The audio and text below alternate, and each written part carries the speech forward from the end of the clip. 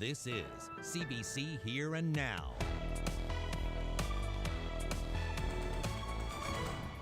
Well, some areas saw double-digit temperatures today, but how long is this warm air going to stick around?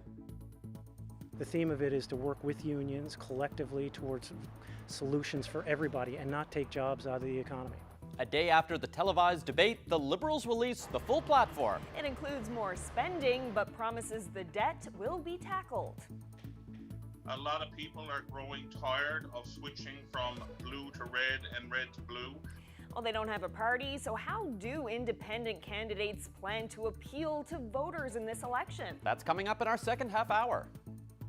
Good evening and welcome to Here and Now. I'm Carolyn Stokes. And I'm Peter Cowan. We start tonight with politics. The Liberal Party released its costed election platform today. Most of the details had already been announced in piecemeal on the campaign trail. The plan adds more than $50 million to existing government spending. But Liberal leader Andrew Furey says that doesn't mean his party will ignore the province's massive debt. Here Now's Mark Quinn reports. It's the question that's dogged candidates throughout the election campaign. How will their parties solve the province's fiscal crisis? Furey says he's been working on it for months. We started on day one and have been tackling Muskrat Falls ever since, including negotiating with the federal government almost $1 billion in debt relief towards the Muskrat Falls project. That's towards the economy, that's tackling the debt. But that doesn't address the spending problem. This week's C.D. Howe report says the province must spend hundreds of millions of dollars less every year for many years. Furey didn't say that will happen, but he did say refinancing will be part of the solution. 15% to service our debt. If you compare us to the rest of the Atlantic region, for example, New Brunswick, Nova Scotia, I mean, they're paying, 9 to 11% to service their debt. If you subtract that 5 to 6% of overall budget, we're halfway there to recognizing some of our deficit. So, program review, sure, but our second program in the budget is debt servicing, and we need to do better.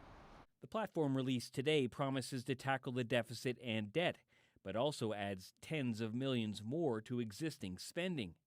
Furey has said there won't be massive public service job cuts, but he stopped short of saying there will be no job cuts. You're going to hold me then if one person loses their job, then you're going to play this clip. Like that's not the overall theme of this. The theme of it is to work with unions collectively towards solutions for everybody and not take jobs out of the economy. Liberal leader Andrew Furey says there's no simple solution to all of our fiscal troubles, and he says it may take many years to get all of our debt and deficit problems under control. Mark Quinn, CBC News, St. John's. Well, the new Democratic Party is promising to offer more support to healthcare workers if the party forms the government. Leader Alison Coffin says frontline workers have not been supported by past progressive Conservative and Liberal governments, but an NDP government would change that. Coffin made the comments this morning in St. John's as she unveiled the party's healthcare platform. She says the party would work with public sector unions and professional organizations to ensure they hire more personal care attendants, LPNs, RNs, paramedics, and other healthcare staff. Cuts are unthinkable. The system is already on life support.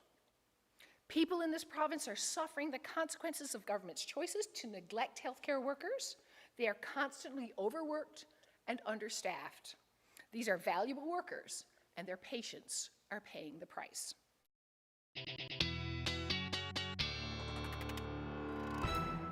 Well, we woke up to very mild temperatures across most of Newfoundland and parts of Labrador as well. In fact, at 6 a.m., the temperature in St. John's was warmer than in Florida. Orlando was sitting at 2 degrees. Obviously, those temperatures climbed much warmer into the afternoon, but daytime highs reaching the double digits for most areas across the province. But the fact that it was 8 degrees this morning and only 2 degrees in Florida definitely goes to show you where we're seeing that warm air. And that will generally continue. We're going to see not necessarily these double-digit temperatures, but temperatures above the 0-degree mark as we head through the next couple of days. That area of low pressure has moved off, but we are watching the next system that will roll roll in. It's already starting to bring some cloud cover down to the southern portion of the island. And if I show you that there's that low pressure system. We're starting to see some pink in there, and that's going to bring the risk of some freezing rain through portions of the island, mainly Green Bay, White Bay, as we head through the overnight and into the first half of tomorrow morning. There's some other areas that'll see some freezing rain as well, but I'll get into all those details coming up. Thanks, Ashley. Well, last night, CBC brought you the final leaders debate ahead of the provincial election, which is just 9 days away. Alison Coffin, Ches Crosby, and Andrew Furey faced off during the hour-long special and pitched why their party has the best plan to lead the province. The PC leader took aim at the Liberals, saying relations with doctors have never been worse and that 90,000 Newfoundlanders and Labradorians don't have a family doctor. Relations with the NLMA have never been worse, and yet we have physicians supposedly running the government. So that one I don't get. With all the knowledge that they bring to the system, they can't seem to solve the problem or satisfy the NLMA that they're even on the way to solving the problem. When asked about investing taxpayer dollars in the offshore at a time when big investors are pulling out, Crosby doubled down on oil and gas developments.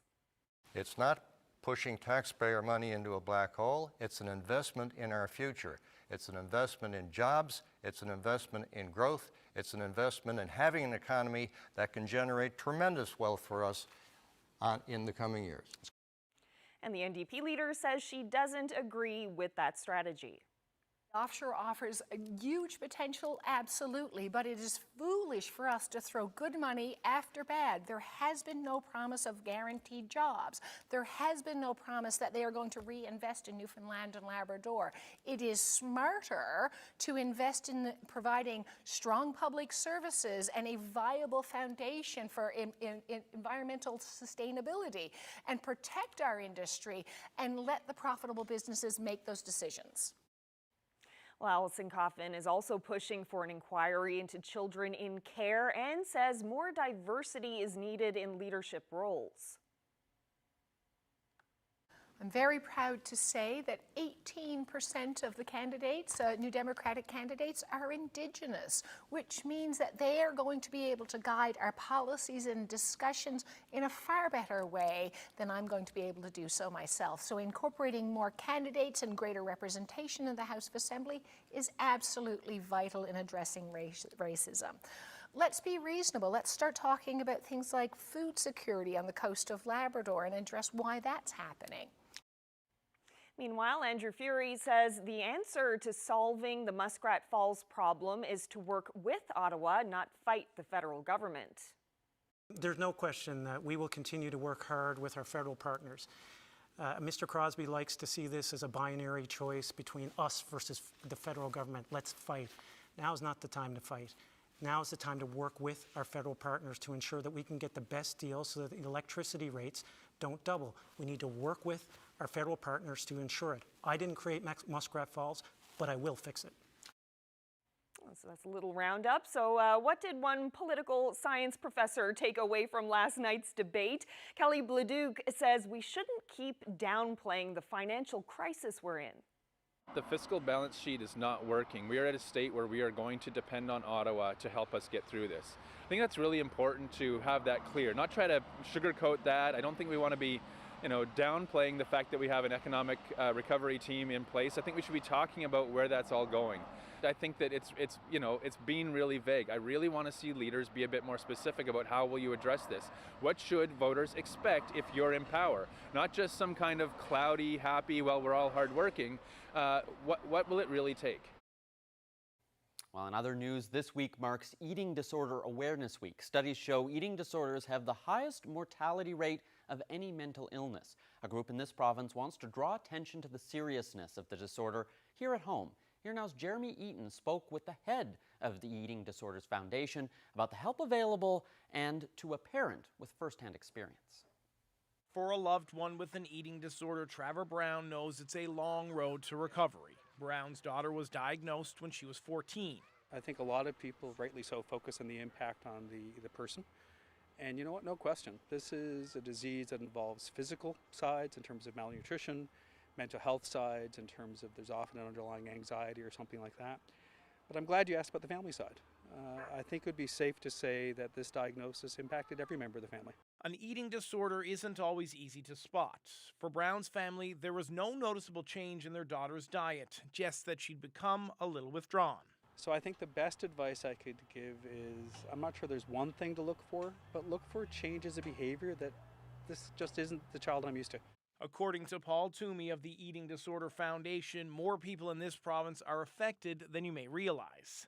Our numbers indicate that there are north of 20,000 people dealing with an eating disorder, and when you translate that into families, that's obviously quite a significant number of people. The group is doing the best it can to offer help to those who need it, but COVID-19 has not made it any easier. And that has resulted in a significant increase in the number of eating disorders that we're seeing in this province, and that's worrisome. It's worrisome because it's happening, but it's also worrisome because of the load that it's putting on the healthcare system as well. This organization certainly helped Brown's family. The Eating Disorder Foundation and some of the supports there I got in terms of information along the way, an 8-week program that exposed you to different sides of the illness, and you got to talk to people who were living it at the same time. I think we will ever be grateful for adolescent medicine at the Janeway, as well as the Centre for Hope, because I think those three together were instrumental in our daughter being where she is today. But there are still gaps in the system. The wait time and trying to get access to psychologists is incredibly difficult. When we went through the system and our daughter was diagnosed, adolescent medicine didn't have a social worker or a psychologist. Both positions were open, which meant any sort of treatment on the mental health side of this disease, which was pretty important, was absent besides going privately. Part of the reason why Brown wants to speak out this week is to try to combat the stigma associated with this mental illness and to show other people that there is hope. There is recovery, there's good news. It's been a long journey. You know, the stats say 7 years from diagnosis to treatment, and we were pretty much bang on 7 years. But the reality is we've got a healthy, productive daughter right now who is in a great place. Eating Disorder Awareness Week runs until February 7th. Jeremy Eaton, CBC News, St. John's. The former CEO of Baffin Fisheries has been charged with defrauding the company he once led. Garth Reid is accused of fraud over $5,000 and criminal breach of trust. Baffin Fisheries is 100% Inuit-owned, based out of Iqaluit, but with offices in Paradise. Court documents allege the fraud and breach of trust took place in Paradise between October 2016 and April 2017. The case is scheduled to be called for a first appearance at Provincial Court in St. John's next month. Cruise ships won't be permitted in Canada until at least February 2022. Vessels carrying more than 100 people are prohibited from entering Canadian waters. This from the Federal Transportation Minister today. Canadians are also being urged not to travel to a cruise ship. Passenger vessels carrying more than 12 people are still banned from entering coastal waters, including Nunatsiavut, Nunavik, and the Labrador coast. Well, we have one new case of COVID-19 in the province today, bringing last week's cluster of 5 people up to 6. Now, today's case is a girl under the age of 19 in the eastern region. According to Public Health, she lives in the same house as another person in the cluster. And while this case is tied to the cluster, it has been determined it did not originate from a daycare. The source of the cluster is still unknown. As well, there's a new presumptive positive case of COVID, a man in the Eastern Health region in his 40s. He's self-isolating. There has been one new recovery, and there are now no COVID patients in hospital. A group that represents student parents and teachers in the province says it's been bombarded with phone calls from parents who are upset about the decision to use schools as polling stations on Election Day. Joining me now is the president of the Newfoundland and Labrador Federation of School Councils, Don Coombs. Thanks so much for being here. No problem. Thanks for having me. Mr. Coombs, tell us more about what you're hearing from parents who are concerned about schools being used for polling stations. Well, since the announcement came down, the phone lines and emails haven't stopped. The parents are really, really upset. We were very supportive of getting the students back into schools back in September. We worked closely. The parents, they supported the cancellation of curriculum nights, Kinder Start, other things that are happening, the reduction in the breakfast programs.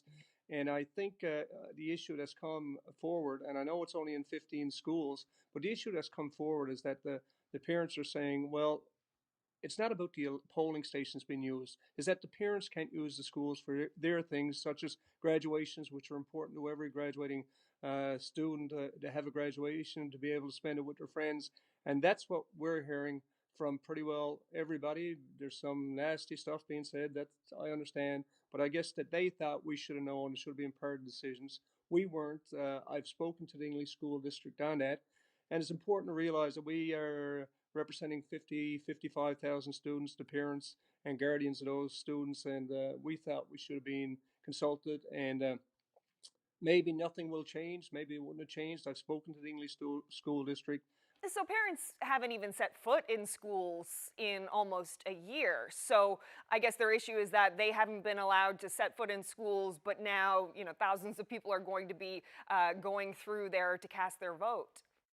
That's absolutely correct, and there's some stories to go with it. We got the stories of a child that left her coat in the school, and they phoned back for the parents to go and get to school, and the school could not allow them in. That's the protocol, that's the rules, and the child went out without the jacket for the weekend and couldn't do what they wanted to do.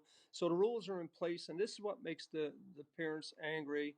And I guess as a feeling at sometimes, which is nobody's, it's not an issue of disconnect with the schools, where the schools in communities are the lifeline of a community very often, and the protocols that put in place, the parents adhere to those protocols all along, and now they see something different happening.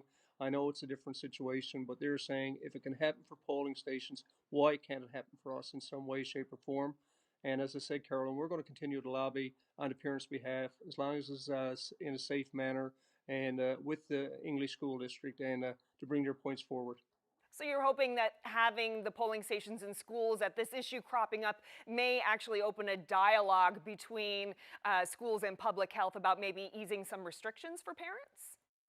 I wouldn't say easing, Carol. I would say expanding would be easier to say from my point of view. If this can work this way, and they'll get the results back in a hurry, and I guess what's being said back to them. But if we can expand what's being done now and work with the English School District on doing that on behalf of the Newfoundland and Labrador Federation of School Councils, and it's okay with Dr. Fitzgerald, because at the end of the day, she's done a tremendous job for us in this province to keep us where we're at.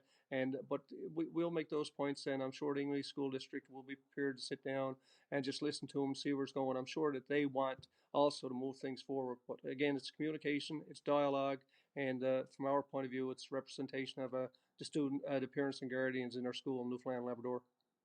Well, Don Coombs, thank you so much for taking the time to speak with us today. Thanks for having us. Now, the English School District released a statement saying it has an excellent working relationship with the Federation of School Councils, but it's not normal practice for it to consult with the Federation about school infrastructure. It also said that in hindsight, considering these unprecedented times, a heads up may have been appropriate.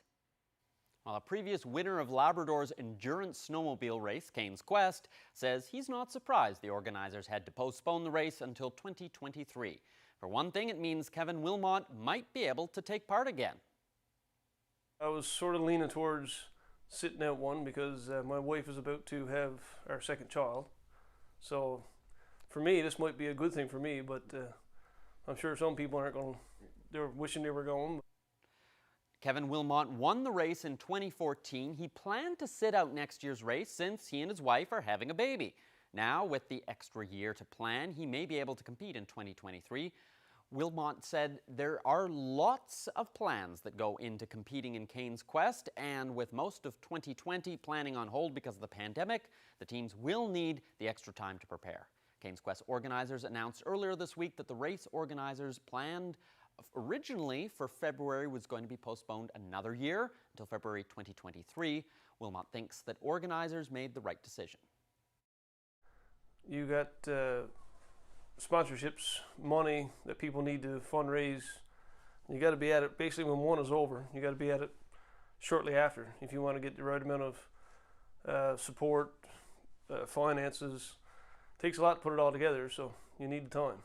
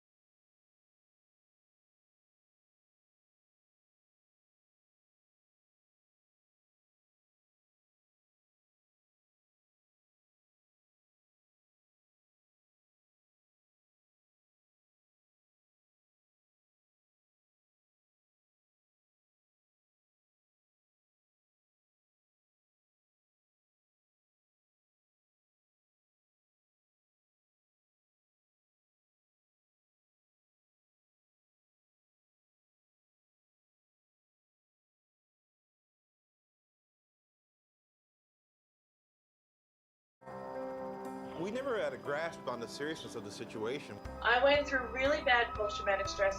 If someone stared, I'd say, would you like to ask me what happened? We check back in with people who have faced some major life challenges. There was a transplant coordinator saying, we've got a kidney for you and you got to get to Halifax. It's frustrating at times, but like anything, everyone has challenges in life. This is my story. Stay tuned for new episodes on Here and Now. And this is my story. This weather forecast is brought to you by Newfoundland and Labrador Tourism. Somewhere out there is a winter with your name on it. Find it now at stayhomeyear.ca.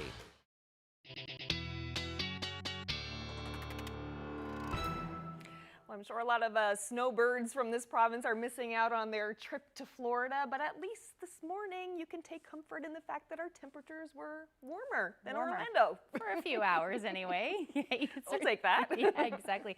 But boy, did it feel like spring out there. Yeah, it really did. It really did. Even areas along the west coast seeing, you know, double-digit temperatures and clear skies. Hello, February.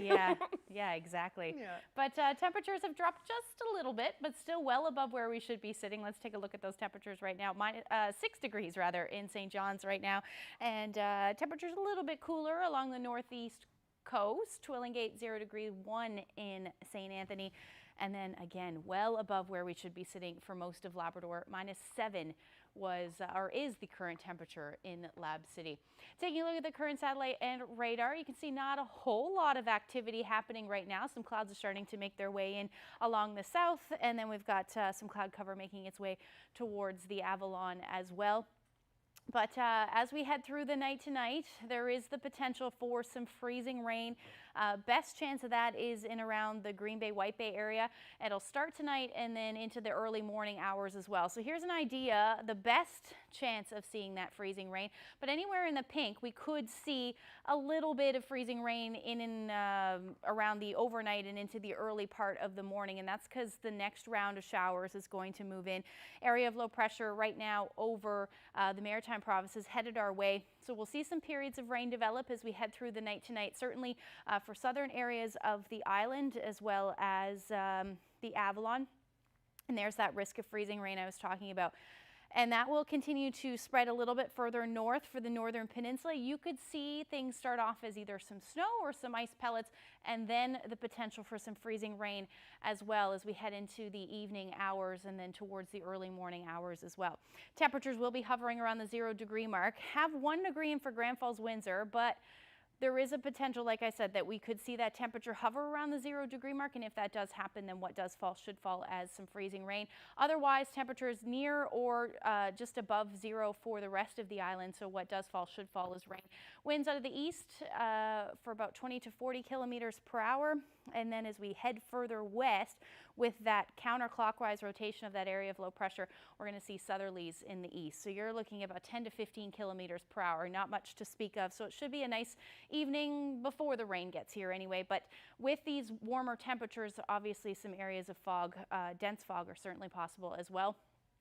And then as far as Labrador goes, temperatures are staying into those minus single digits, -7 for Lab City. So where you're sitting right now shouldn't move too much tonight with some snow. And then the areas of light snow will continue for coastal areas of Labrador. So as we head through the day tomorrow, the potential for freezing rain should end into the afternoon as those temperatures are going to be hovering into the single digits, but then we get into that onshore flow. So some cooler air is going to wrap around, and we're going to see the potential for some snow anyway, certainly in the higher elevations along the west coast and down along the southwestern portion of the island. Areas pretty much from, I'd say, central towards the Avalon. We're looking at showers through the day, but as the day progresses and we get into some of that cooler air, that'll change over to the chance of flurries. And coastal areas of Labrador, pretty much all of Labrador, you're into that light snow into the afternoon. So like I said, temperatures tomorrow should be in and around the single digits for most. Cooler though for the southwest, have Port aux Basques sitting around the 0 degree mark. The winds will be easing for you. And then we're going to see maybe a few peaks of sun in the east for St. John's. But again, showers to start, a few peaks of sun in the afternoon, and then changing over to the potential for some flurries. And then temperatures again into the minus single digits up through Labrador. But you're looking at the potential for some snow. Looking ahead, Saturday, another round of showers or snow or even potentially some freezing rain will move in through the day. Looks like periods of rain in the east. And then as we head into Sunday, that onshore flow along the west coast looks like some snow squalls might develop as well. So certainly something to keep an eye on. Then as we head into Monday, our next weather maker moves in. This one we got to keep an eye on. Looks like we could see some snow with this one as well. Overall temperatures will be sitting in the single digits on the plus side of the mercury through Saturday and into Sunday. Then we'll start to see those temperatures drop. But again, some sunshine in the mix as well. So that's certainly some good news for the end of the weekend. And then as we head into the beginning of next week, temperatures flirting with the 0 degree mark, maybe a degree above, a degree below, but definitely going to keep an eye on Monday's forecast into the first half of Tuesday. And then that's the story through central and western Newfoundland. And then overnight lows will be dipping into the minus double digits, it looks like, at that point. And then for portions of Labrador, once we get into Monday, ridge of high pressure dominates. Temperatures drop like a rock back down to the minus teens, overnight lows into the minus 20s. And then for Lab West, your daytime highs don't look like they'll reach anything more than the minus 20s, and your overnight lows flirting with the minus 30 degree range. Wanted to share this shot. This was this morning in Corner Brook. Temperatures mild and lots of sunshine. Thank you to Rich for sharing that. If you have any weather photos, send them to nlphotos@cbc.ca. Thanks so much, Ashley. Well, a personal trainer in Paradise has created something brick and mortar gyms dream of right now, a following of thousands of people looking to get into shape. Yeah, Jill Whalen began an online boot camp last year, and it's translated into big business. But Whalen says she's not motivated by the money. Here now's Jeremy Eaton tried to catch up with her. Morning, everybody. Happy Friday. It's a virtual boot camp program, but it's actually a holistic approach to wellness. So my ultimate goal is to provide a complete, whole, optimal wellness experience, holistic. I want to offer things like the fitness piece, like the nutrition piece, like the mindset piece, and I've collaborated with different people so that it becomes a much broader experience than just exercise classes. COVID-19 has left a lot of people stuck indoors, unable to go to the gym. But one St. John's personal trainer came up with an idea to combat that, and her name is Jill Whalen. She joins us now. Thanks for joining us, Jill. Thanks for having me, Jeremy. At that point, I think I said in the interview, we're closing in on about 700 members. We're about 4,300 members worldwide right now. So get a good tempo going there. We do 3 classes together a week. They are recorded and uploaded to do at your convenience, so time zone or schedule does not matter. On top of that, we do 2 tea times. Tea time with Jill is what we've lovingly begun to call it, and it's basically a mindset session. It's a chat about different things to explore on the way to your wellness. We also offer a partnership with the Alder Cottage Newfoundland, so we get 1 free cooking class each session. We do a yoga class each session, and I've recently partnered with a local clinical psychologist, so we will be doing a session with her as well. Go! Touch! Well, I've lived it right along with my clients throughout the years. I've worked at various gyms. I've owned my own gym, and I see that there are still so many barriers toward people reaching their health and wellness goals. So I was on a mission to smash all of the barriers. Childcare, not a problem. Cost, not a problem. Commuting out of your home, babysitters, all that stuff, not a problem anymore. We can do this on our own time. Any body, any age, any shape, any size, anybody, anywhere, anytime. You ready? Engage. The most common thing I get after orientation is, Jill, this is like a breath of fresh air. This is such a different approach from the things that I'm used to. I'm used to things that are so inhibiting and restrictive and make me feel like I'm just not worth it. And that is my goal, to smash all of that out of this industry. You should be so proud for showing up for this, whether you showed up today on this early Tuesday morning or you showed up any other time you were here in this community. Way to go. Be proud.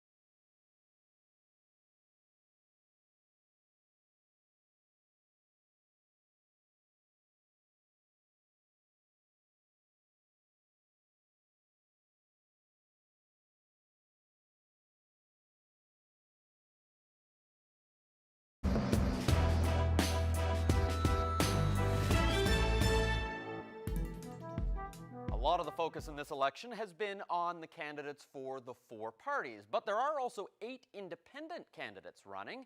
3 of those are trying to get re-elected. The others are hoping to be elected in a province that until recently very rarely ever elected independents. Well, let's chat with a few of them. Paul Lane is a former Liberal MHA, and if you go back far enough, a former PC, but he was elected last time as an independent in Mount Pearl Southlands. Perry Trimper was elected last time as a Liberal. This time he's running as an independent in Lake Melville. Paul, let's start with you. A lot of people didn't think it was possible for independents to get elected in this province. Is the province warming up to this idea, or was this just because of your experience and your own reputation in the district?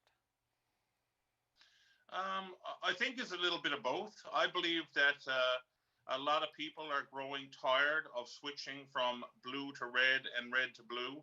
I think if you look at where we're to as a province now, you look at the fact that we're over $15 billion in debt. We've seen where this has gotten us. And so people, I think, are more open to voting for the individual that they feel will represent the district best, regardless of what political stripe they hold or if they have any stripe at all. Obviously, I think, I had an advantage going into it as an independent last time because I've been involved with the community for so many years. I've been MHA now for 10 years. Prior to that, I was 8 years on Mount Pearl City Council as a councillor and deputy mayor, and a long-time community volunteer before that. So obviously, a lot of people know me in my community. They know the work that I've done. They know the passion that I bring for Mount Pearl and for Southlands. And that obviously has played into my success as well. So Perry Trimper, last election, there were plenty of voters who voted for you because you were the Liberal candidate. Now there's a different Liberal candidate running. How concerned are you about splitting that vote? Well, I guess I'm more focused on myself. And I would add that, last 2 elections that I've run for and won successfully, yes, people will vote for the party and they'll also vote for the individual. It's interesting in your opening remarks, Peter, you're talking about the trend, 8 folks seeking a representation in their district as an independent. It's quite fascinating. I think it underlines a trend that's happening in partisan politics, not just in this province, but across the country. There's often a struggle between, party discipline. It's often referred to on the street as towing the line or conforming within a group versus wanting to represent your district, that political representation. And it's those 2 often opposing forces that Paul and I, for example, find ourselves in. And we've both elected to leave the party that we were with. I did so in November. Paul did back in 2016. And I was right beside him when he made that very important decision. Since I've gotten into this spot, and my office is now in the House of Assembly next to his, sort of an independence row, if you like. As Paul said to me in my opening welcome to his office, he said, "You're going to find this quite liberating." And I must say, I do. There are lots of people, though, that still feel that if you want to get your roads paved or you want to get services for your district, you need someone either in the government or part of a bigger caucus with a leader who's going to be fighting for you. I'm sure you must get some of that at the doors. How do you respond when people say that's what they're looking for? I do understand the perception perhaps in some of the more rural districts where there are a lot of small towns that are relying quite heavily on the provincial government to subsidize a lot of services and whether it be road work or water and sewer or fire services and so on. But certainly for me in the Metro St. John's area and Mount Pearl and Southlands, most of our needs are taken care of by the municipalities in any case. So I don't have that. And I'm sure the government is not going to shut down schools in Mount Pearl or shut down the Health Science Centre because Paul Lane is an independent. So when it comes to all of those services, they're going to exist regardless of who the member is. Is that you're actually able to represent your district, speak to an issue, or propose an idea. You certainly do as an MHA as part of a party, but often it's behind the closed doors. You're lobbying your colleagues and so on for attention and competition. The advantage that an independent has is now you can say that on the floor of the House of Assembly. So whether it be through petitions or questions during question period, your public is also hearing you speak to that. And oftentimes, as an MHA part of a governing party, you don't see the sort of the fruits of your labor showing up until you're doing the ribbon cutting and you're doing the announcement. Here comes the wing of a hospital. Here comes the pavement for the highway. And they're saying, okay, good job. What they don't see is all that effort that goes on, and sometimes you're not able to succeed. So this is a much more transparent, and I feel it is a much more representative way to support your district. The minority government gave independents more power. Now the polls are saying it's quite possible we may have a majority government. Doesn't that reduce the amount of influence you have to try and get the things that your district needs? Perry, let's start with you. Okay, sure. Not at all. I think that folks, if you really understand the legislature, now Paul's had a tremendous amount of experience. I've done 2 terms, served as speaker. If you really understand how the legislature works, there's actually a significant amount of power for each member of that House of Assembly. And again, without the party draping around you, you can speak to issues. And for example, ask questions, propose petitions, bring forward those ideas readily to the floor, and get the attention of the governing ministers and of the cabinet. First of all, I'm not convinced that it's going to be a major majority government, to be honest with you. We'll see. But when I sort of go district by district analysis of who's running and so on, I'm not so sure. But whether there's a minority or a majority, I think the reality of it is that we are heading into some very difficult times. I think Perry would also acknowledge that. We know that we have provincial debt that I think it's over $16 billion now, the net debt. We have issues around rate mitigation and so on. We know the Green Report is coming. We know there's going to be some tough conversations ahead. And the last thing that we need at this point in time in our legislature is a large majority of government MHAs that are going to simply toe the party line and rubber stamp the decisions of a few people sitting around the cabinet table. We also don't need, though, a bunch of opposition MHAs that are going to oppose for opposition's sake. And we've seen that so often. The petty partisan politics against everything, even something that has merit, I'm against it anyway because I have to oppose. What we need are some committed MHAs who are willing to work together with the government, whomever that government is, to find solutions for the people and for the province of Newfoundland and Labrador. There are no such thing, I've heard this said and I agree with this point, there's no such thing as a PC idea, a Liberal idea, an NDP idea, or an independent idea. There are good ideas and bad ideas. Well, it's an interesting perspective. I appreciate you taking time out of campaigning and sharing it with me. Thank you. Thank you, Peter. It's an absolute pleasure.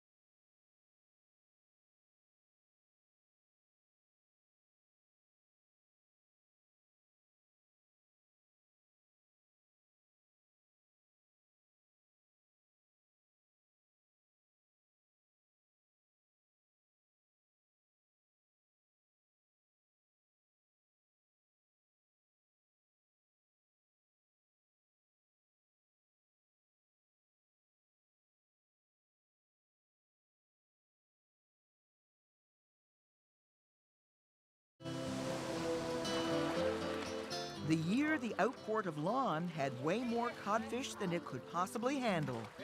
An archival special, Sunday at noon and Monday at 7.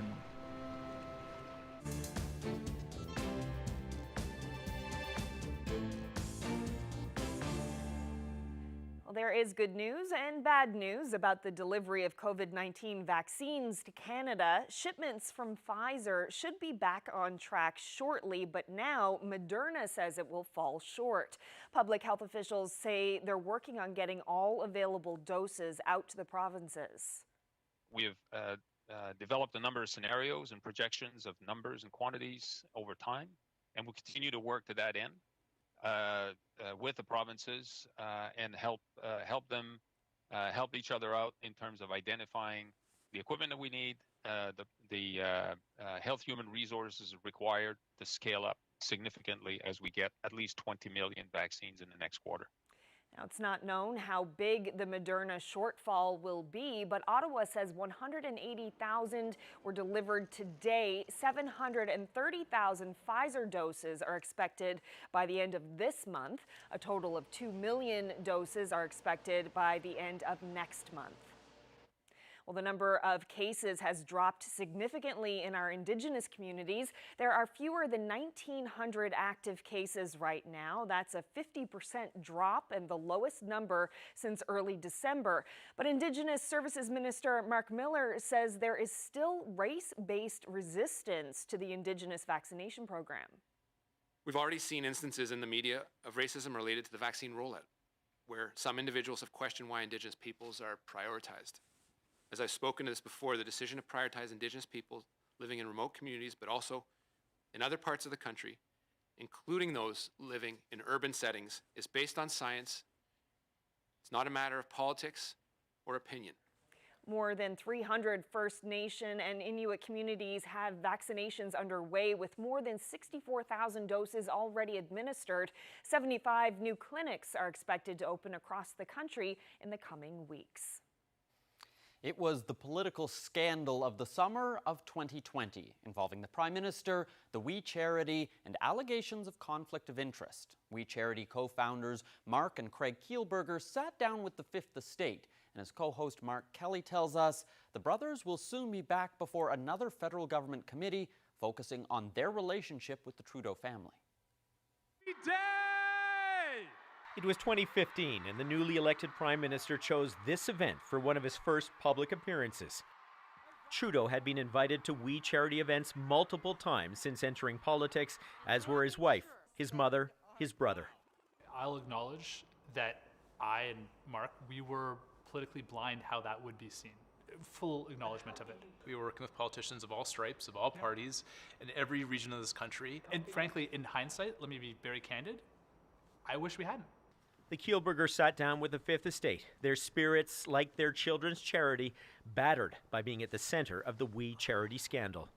Well, it wasn't the failure to recuse scandal. Right. It wasn't the Prime Minister scandal. It wasn't the government scandal. It ended up being the We Charity scandal. Last summer, the Prime Minister came under fire for handing the We Charity a multi-million-dollar sole source contract to run a program paying students to volunteer during the pandemic, and not recusing himself from that cabinet decision.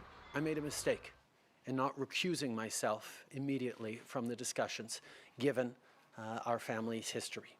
The contract would later be cancelled. Do you feel at this point that the Prime Minister has thrown you under the bus? Mark, we felt that we were political roadkill early in July, and it only got worse. The charity's fight for survival now getting political. We were naive in how this was going to be seen. We own all of that. I wish others would also own their side of it, especially the politicians. We were politically mugged. The Fifth Estate has learned the Kielburgers have been called to testify before the federal government's ethics committee later this month, exploring any possible conflict of interest in the relationship between the Prime Minister, the brothers, and their charity. Mark Kelly, CBC News, Toronto. Well, The Price We Paid airs tonight on CBC Television, 9:30 Island Time.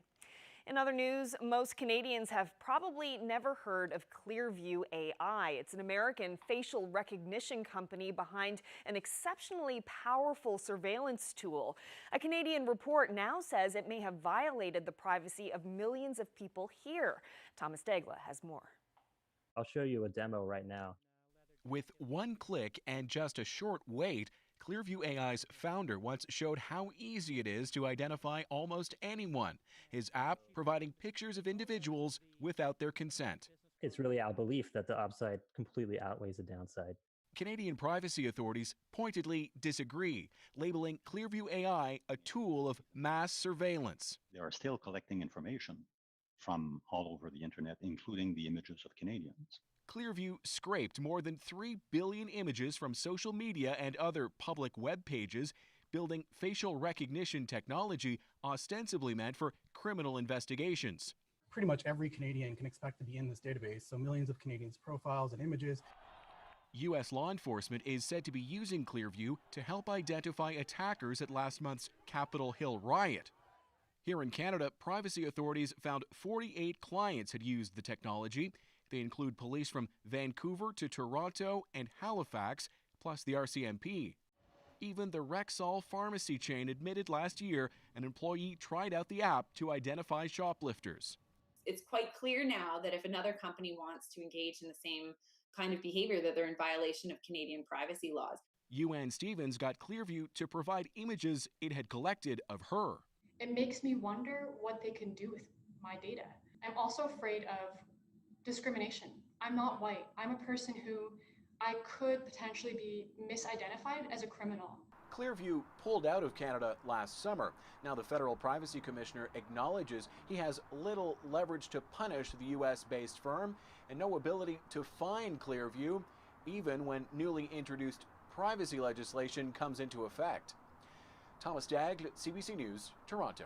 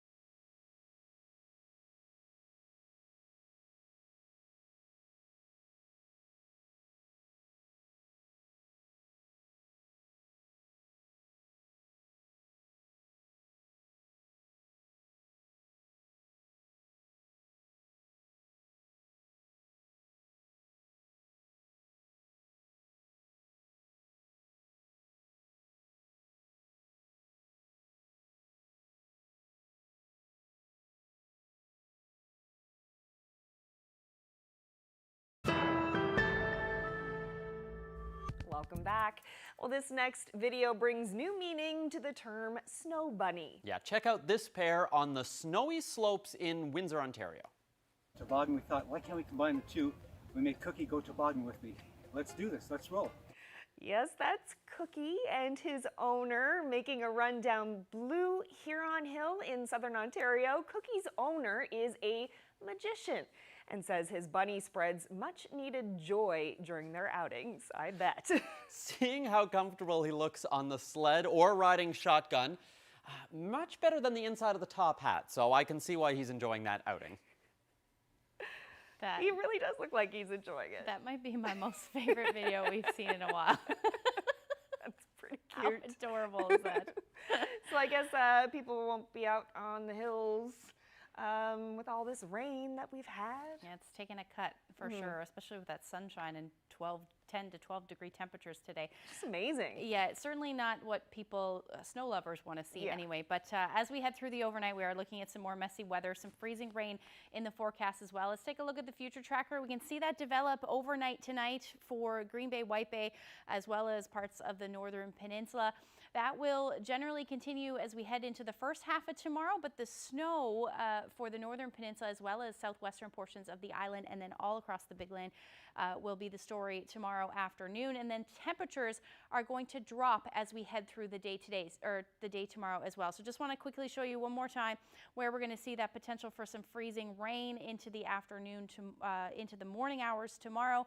And then temperatures, these daytime highs you're seeing here, 4 or 5 degrees, they are going to be your morning temperatures, and then they'll drop through the day. So showers to start for the St. John's area, or at least the metro area.